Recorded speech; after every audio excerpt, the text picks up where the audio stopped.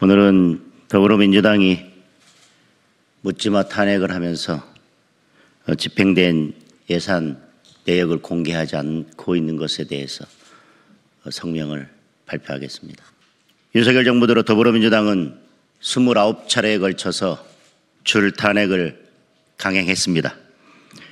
탄핵 사유는 민주당 돈봉투 사건을 수사했다는 이유부터 이재명 대표를 째려봤다는 이유까지 하나같이 허접하기 짝이 없는 것들이었습니다. 그 결과 헌재가 지금까지 결정을 한 탄핵 사건은 하나같이 모두 기각으로 결론이 났습니다. 그런데도 민주당은 반성은커녕 최상목 권한대행, 심우정 검찰총장 등에 대한 탄핵까지 입에 올리고 있는 상황입니다.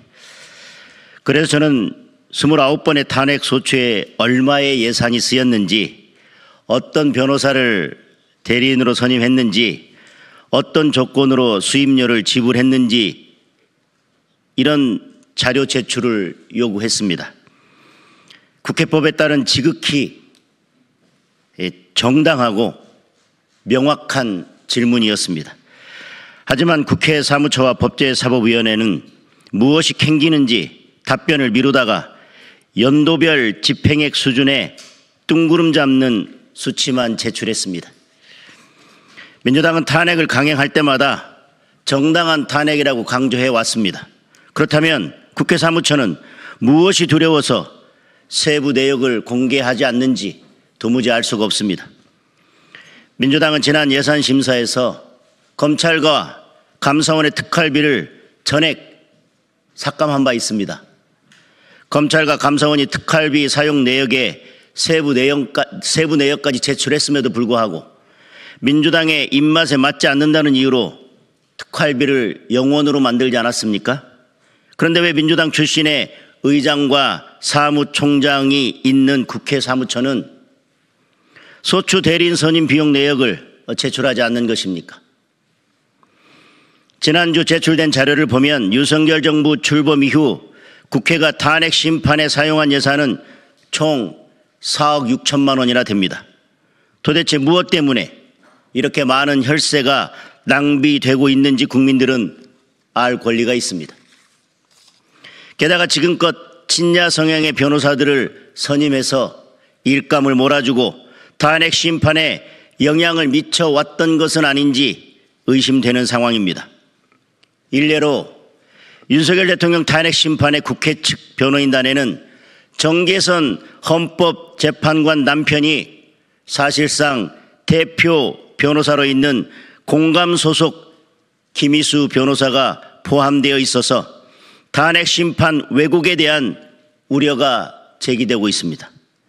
이제라도 떳떳하다면 구체적인 예산 집행 내역과 변호사 선임 내역, 그리고 수임료 지급 조건 등을 투명하게 공개하면 될 일입니다.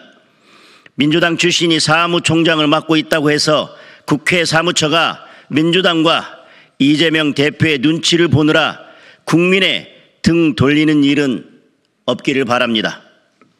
국회 사무처가 충실한 답변을 내놓기를 다시 한번 촉구합니다.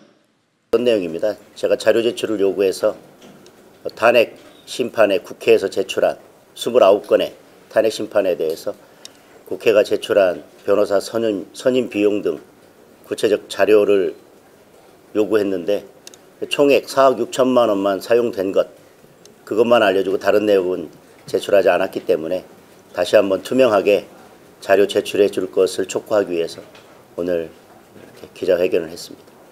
질문 있으면 질문 받고 가겠습니다. 제가 언론과 그다음에 헌재 홈페이지 들어가서 대리인 선임된 내역들을 대략은 파악을 해봤습니다. 그런데 특정 법인이나 변호사들에게 집중되어 있는 상황인 것으로 보여지고요. 그다음에 이 변호사들은 어떤 이유에서 중복해서 선임됐는지, 예를 들면 한 사건에 대해서 한 법인이나 한 변호사만 선임된 게 아니라 중복돼서 선임됐는데 어떤 역할을 하고 왜 선임됐는지에 대해서도 잘 납득이 안 가는 부분들이 있습니다. 그래서 그런 대리인들이 어떻게 또 어느 정도의 비용을 받고 선임됐는지 그런 것들에 대해서 구체적으로 밝혀서 국민들께서 여러 의혹들, 의심들을 갖지 않도록 해명할 필요가 있다고 생각합니다. 그리고 당연하지만 탄핵 심판이라고 하면 국회에서 대리인을 선임한다면 적어도 중립적이고 그래서 탄핵 소추에 대해서 어떤 편향성을 가지지 않고 법률에 따라서 대리를 할 수 있는 그런 변호인들이 선임되는 게 저는 지극히 당연하다고 생각합니다. 그럼에도 불구하고 정치적으로 편향된 민주당 쪽으로 편향된 변호사들, 대리인들만 선임한다면 저는 그 또한 문제라고 생각을 합니다. 국민들께서 그런 것들에 대해서 다 알고 판단하실 수 있도록 자료를 제출해 줄 것을 다시 한번 촉구합니다. 대통령에 대해서 법원이 구속 취소 결정을 하고 석방되셨습니다. 민주당도 이것이 어떤 법적 의미를 가지고 있는지를 너무나 잘 알고 있을 것이고 그것이 탄핵 심판에 미치는 큰 영향에 대해서도 너무나 잘 알고 있을 것입니다. 그래서 지난 주말부터 민주당에서는 비상의총을 열거나 여러 집단 행동 등에 대한 방침들을 세워가고 있습니다. 구속 취소로 인해서 저는 구속 취소는 지극히 당연한 것이고 계속 구속 취소가 되어야 된다고 주장을 해왔지만 저는 그것이 최종 목표가 아니라 그보다 더 중요한 것은 그것이 탄핵 심판에 대해서 가지는 법적 의미입니다.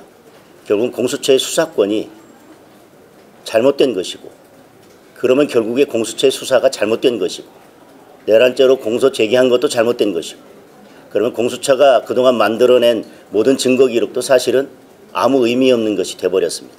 그럼 그것을 가져다 쓰고자 하는 헌재의 그 증거 기록도 아무런 의미가 없는 것이 돼버렸습니다.